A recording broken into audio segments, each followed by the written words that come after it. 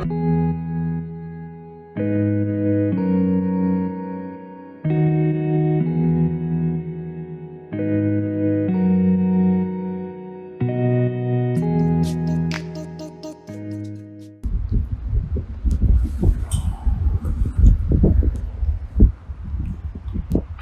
everybody, it's me Ronald again. Welcome back to When My Circuit Broke, episode number 3. The Sports Science Division from the Singapore Sport Institute has a special episode in store for you today. But before that, you remember this guy, Rifsy? Well, believe it or not, he actually went out for a run. And I hope that you guys have been staying active as well. In this week's episode, we share a little on a simple but delicious recipe that you could use for breakfast: pancakes. If you're a combat sport athlete, we share a little on a circuit that you could do at home to work on your muscular endurance. And with all this exercising, keeping healthy, especially during the stressful period, we again touch a little on strategies that you can use for your recovery. Lastly, and I'm really excited to say this, for our Muslim community out there, with Ramadan coming up, we have Dr. Rashid Aziz, Head of Physiology at the Singapore Sport Institute and an internationally renowned expert on Ramadan and exercise, to share with you tips, strategies, and myth busters on how you can exercise and recover specifically during this period of Ramadan. That's it from me. As always, stay active, stay safe, stay home. Hi everyone, I'm Cheryl from the Singapore Sports Institute. I hope everyone is keeping well during this circuit breaker period. Today for breakfast, I'm just about to make some berry and chocolate pancakes. So if you join me, I'll be making use of some antioxidant-rich ingredients and pantry staples to create this yummy breakfast.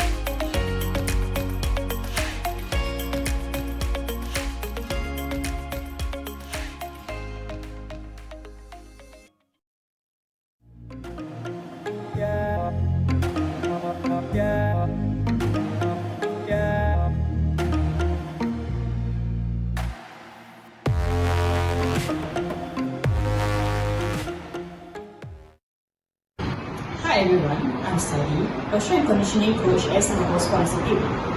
Today, I've come with a program to work on muscular endurance for complex sport athletes. Here are 2 key points to take note of. Firstly, do the exercises in the circuit format with no rest time in between exercises. However, do allocate a sufficient rest time of 3 to 4 minutes before starting the next set of circuit. Secondly, do ensure to work to muscular fatigue without compromising on the form of the exercises for every repetition. Without further ado, let's check it out.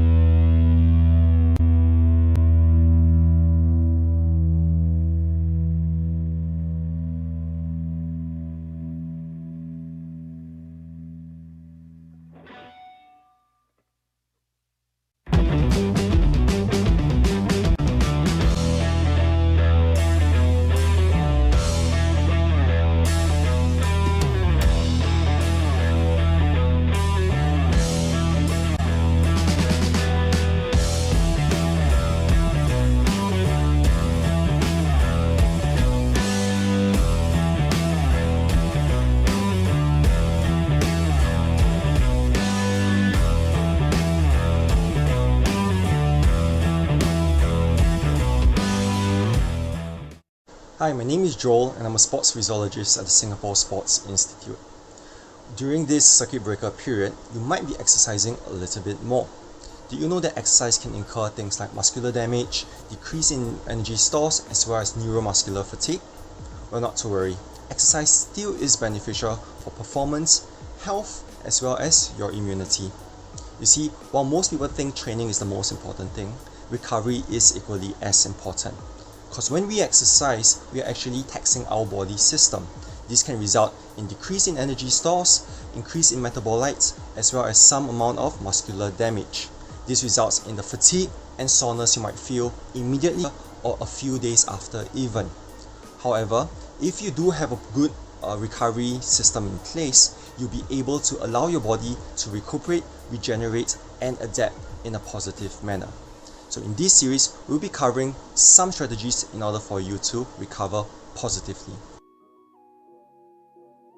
So the first strategy is active recovery. Just doing 10 to 15 minutes of moderate intensity exercise has been shown to be an effective way of removing metabolites such as lactate from your muscles as compared to just passive recovery itself. If you do have compression garments or pneumotacs, those can also assist in the very same way. Don't forget, have some passive stretches of the main muscle groups that you've used for the exercise for about 30 to 20 seconds. Do it for 3 to 4 cycles long. If you do have foam rollers or trigger ball, these are good options to also target muscles which are hard to reach at. The second strategy is to fuel up.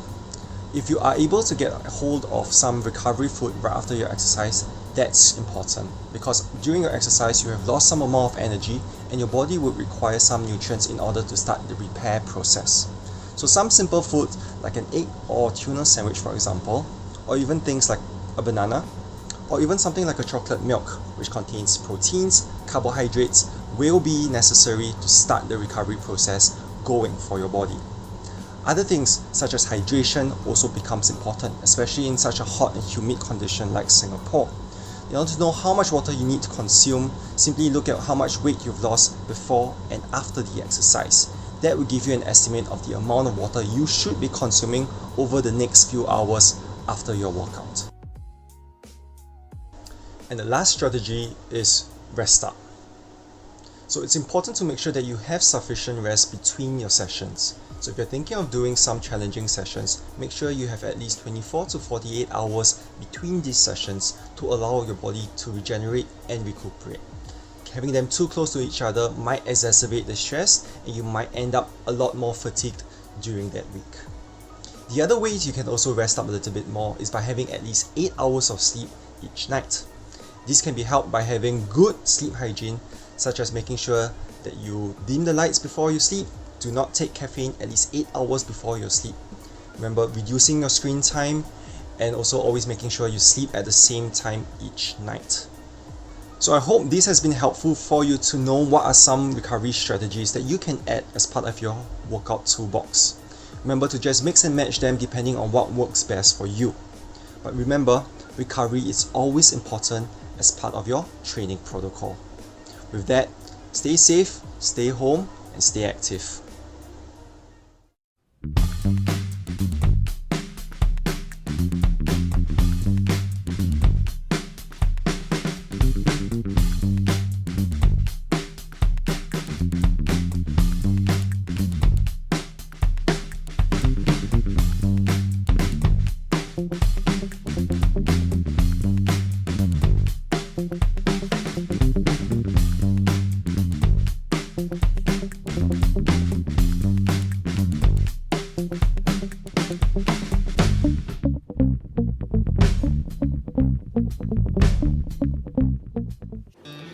Hi Singapore, my name is Suhaila. I'm a Silat exponent for Team Singapore. I hope that everyone is coping well with the circuit breaker. During this period, it's so important for all of us to continue keeping fit and getting some sun, even if it's just for 5 to 10 minutes a day, to keep our immunity levels up, and of course to have healthy balanced meals and sufficient rest and recovery. I've just completed my Silat specific physical training program prescribed by the SSI Sports Science team. What you also saw in the video was me training against a virtual opponent on the television who was executing different attacks that I had to respond to. This is known as the perception action training. Because us Silat athletes cannot train together during this period of time, the sport biomechanist at SSI has implemented the perception action training in our program as an alternative method in maintaining our motor skills and reaction time in combat situations. It's definitely not as easy as it seems, but I like that it keeps me on my feet. Now that I'm done with my training program, I'm off to make some healthy pancakes recommended by, of course, our SSI dietitian Cheryl. I hope that everyone can stay safe and stay active, and of course, stay positive. We're all in this together and we'll get through this together.